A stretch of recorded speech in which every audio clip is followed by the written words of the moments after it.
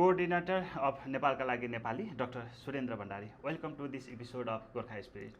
Thank you, Giriji. This is my honor to be at your program. Okay, what's the current political scenario of Nepal? This is really a broad question. We should look at the Nepalese current political situation from at least a couple of perspectives. One of them is the Nepali society has severely suffered from the problem of corruption. So I would like to say corruption is the number one problem of the Nepalese society. And the present political system and the government has failed, not only failed, I would like to say absolutely failed to address the problem of corruption. That's why for me, and not only for me, but for all of the Nepalese people, they consider today corruption as one of the greatest problem of the Nepalese society. So when you look at it from the political perspective, so number one problem is corruption. The second serious problem that we have been failed many times, that is the crisis of nationality. The Nepalese nationality has become a serious attack by internal and external forces, and the nationality has suffered a lot. So I consider the problem of nationality is another serious problem. That's the second problem. And the third problem is that politics itself has been derailed. What I mean is that it has somehow given off its pious mission, and politics has walked in the wrong path and the wrong direction. Politics, in another sense, has turned into money-making business, or politics has become a business.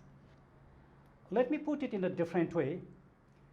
Politics has protected corruption.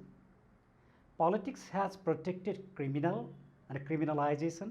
Politics has become criminalized, and criminalization has become protected crime.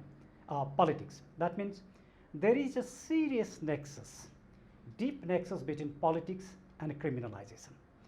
So these three are the main problems of the Nepalese politics. So I would like to say that these three problems are the major problems of Nepalese political context today we are facing. Have you stopped the campaign of Nepalka लागि Nepali? No, Nepalka लागि Nepali is one of the different type of social movement. We believe in non-violence, and this is a peaceful movement. We don't believe in violence. We don't believe in any political change through violence. So it is purely a non-violent movement, a peaceful movement, based on the power of the citizen. What we believe is that the power of the common man. The citizens have the immense power because the citizens are the sovereign power of the country. So citizens can truly save the country, save the nation, and they can change the political dynamics, that the problems of the Nepalese society. So at the beginning, when we started Nepalka लागि Nepali 2 years back, from Associate 12, we have entry into third year of Nepalka लागि Nepali. So we completed 2 years. So during these 2 years, what I would like to say is that Nepalka लागि Nepali voiced or raised three important issues or agenda. One of them is, as I mentioned already, corruption. Unless we solve the problem of corruption, Nepalese society cannot see or move ahead in the path of development, progress, and economic growth. Because the whole perspective of development, economic growth has been impeded by the corruption, the vicious cycle of corruption. So Nepalka लागि Nepali started with the problem of corruption and to solve the problem of corruption. We simply did not pronounce the problem, but we at the same time offered the solution how we can solve corruption in the Nepalese society. I'll talk about that later. So Nepalka लागि Nepali also raised another issue, that's issue of nationality, and we also raised the issue of political purification or cleaning up politics. These three important ideas that we proposed not only as the problem, but we have proposed solutions of these problems. So during the first year, from 2075 Aspen to 2076 Aspen, Nepalka लागि Nepali had a very exponential growth in its movement. People had a lot of expectation to Nepalka लागि Nepali. But after that, when the Chiton incident happened on Assos 11, 2076, then after some of our friends, they left Nepalka लागि Nepali. There are a number of reasons. I don't want to go back to these reasons, and I don't want to analyze all those reasons. But one day I'll definitely analyze at a program about all those reasons. After that, we had to manage our own internal dynamics. Somehow or partly we were weakened, but still our strength was there. Our organization was almost in many districts of Nepal. There are many supporters all over the country, and people had a great expectation to us. Even till the corona problem, pandemic started in Nepal, we were on the street raising a number of issues. With the pandemic of corona, we thought that we should save our life and we should help the people to save their life. We should not transmit the disease, or we should not be transmitted. So there should not be, we should not be the cause to pose the risks of transmitting the coronavirus. So we have somehow stopped the street program. That doesn't mean that we have stopped or we have weakened. So at the moment we are under the phase of planning or preparation. So after Tihar, or let's say after Mongsir, we'll come with a new dynamics and a new movement with new sort of ideas of movement. Okay, then what are the reasons behind the most powerful Oli government could not control the corruption? There are a number of reasons. The primary, the most important reason is that election system. Because the election system has become so expensive, unbearably expensive, common people cannot think of to be a candidate on the election. To be a candidate on the election, you should be a millionaire. You should be a rich person. Unless you can spend a lot of money, you cannot expect to be a candidate, because first you have to pay a lot of money, handsome money, to the political parties to buy your candidacy, number one. Number two, not only that, you should pay a lot of money to your cadres to mobilize the cadres for election campaign, and at the same time you should buy the voters. Unless you buy voters, you cannot make sure that you'll win the election. And on top of that, a lot of election mismanagement are there. For example, money, muscle, they use money and muscle heavily.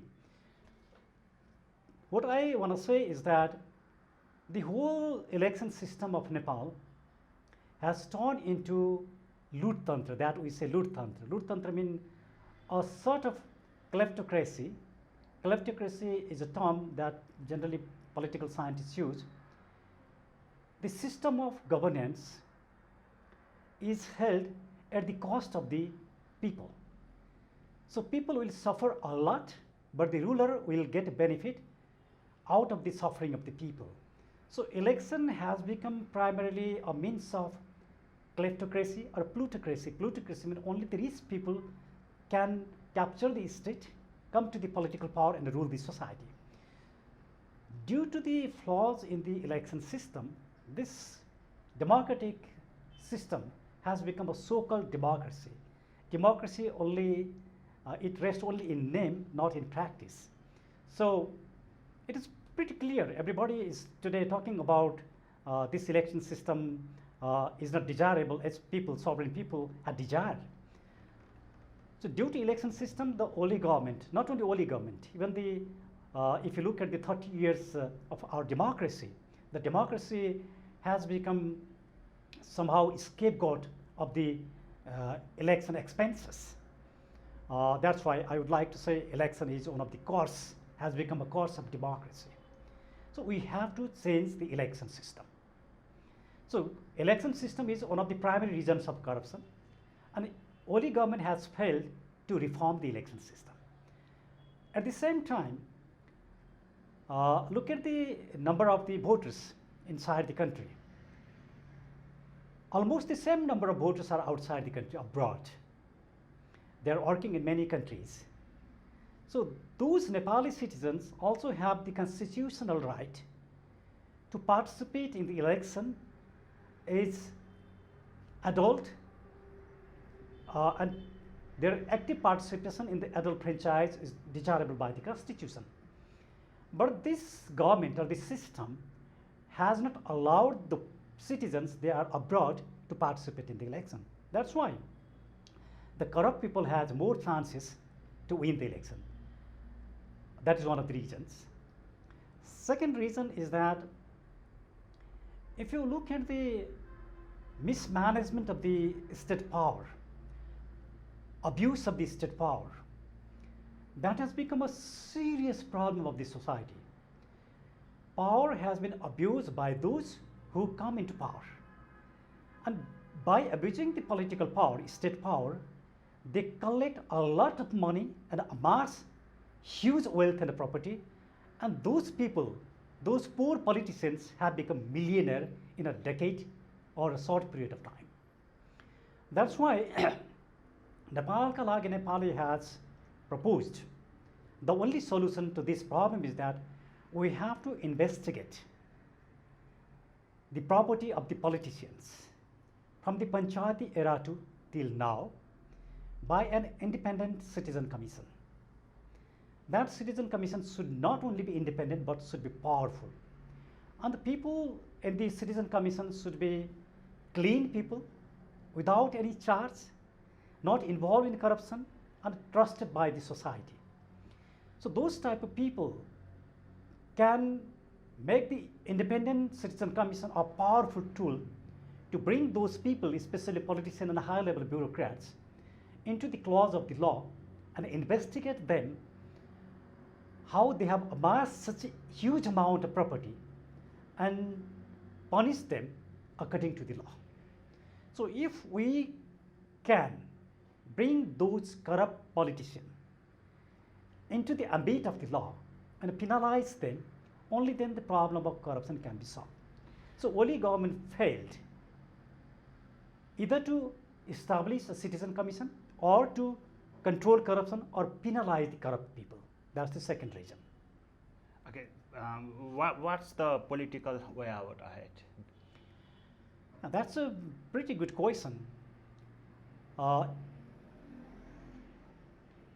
present political scenario tells us two specific messages. One, can we make some correction, political correction, and improve this system?